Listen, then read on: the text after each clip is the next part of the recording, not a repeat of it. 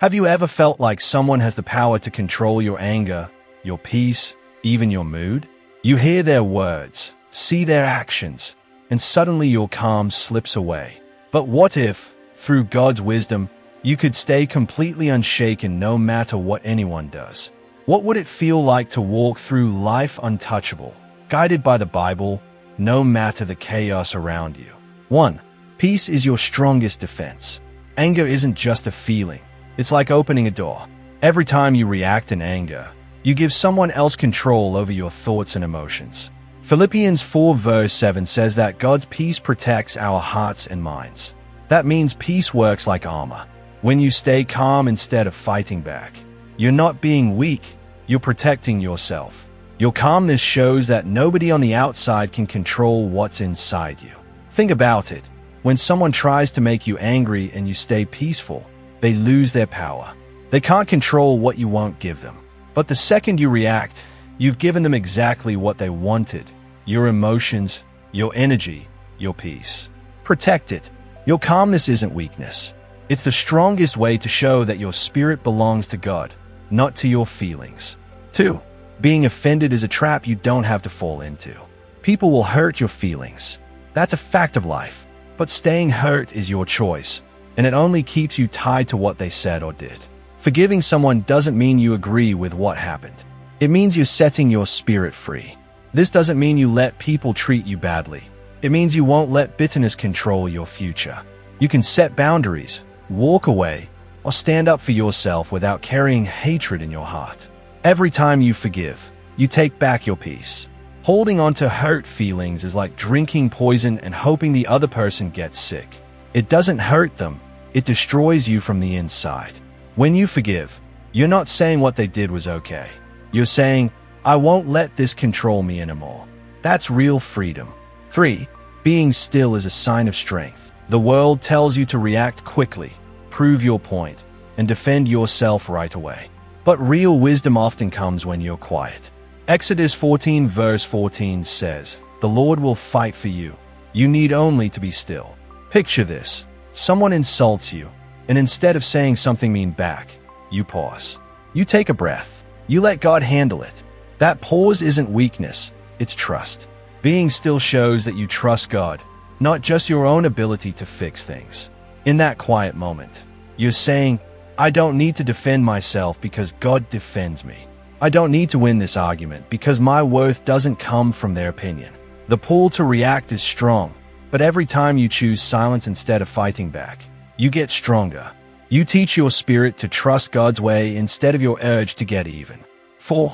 Being humble brings peace. Being proud brings anger. Most frustration isn't really about what happened. It's about your ego.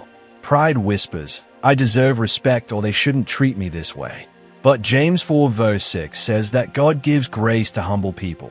When you choose humility instead of proving you're right, peace grows. The less you need to be right, the calmer you feel. Pride needs recognition, approval, and payback.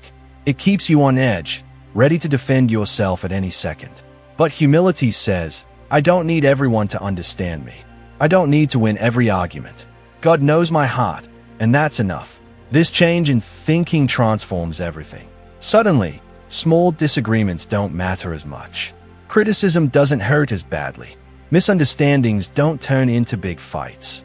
Humility makes room for grace, for yourself and for others. 5. Keep your eyes on God, not on the problem. It's easy to focus on the people or situations that make you angry, but what you focus on controls how calm you feel. Isaiah 26 verse 3 says God keeps us in perfect peace when our minds stay focused on Him. When you look at God instead of the problem, you steady your spirit.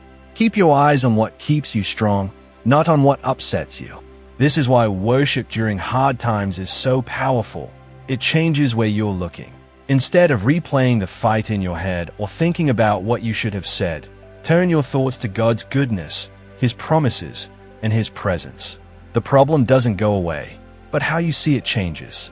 What felt too big becomes manageable. What felt personal becomes temporary.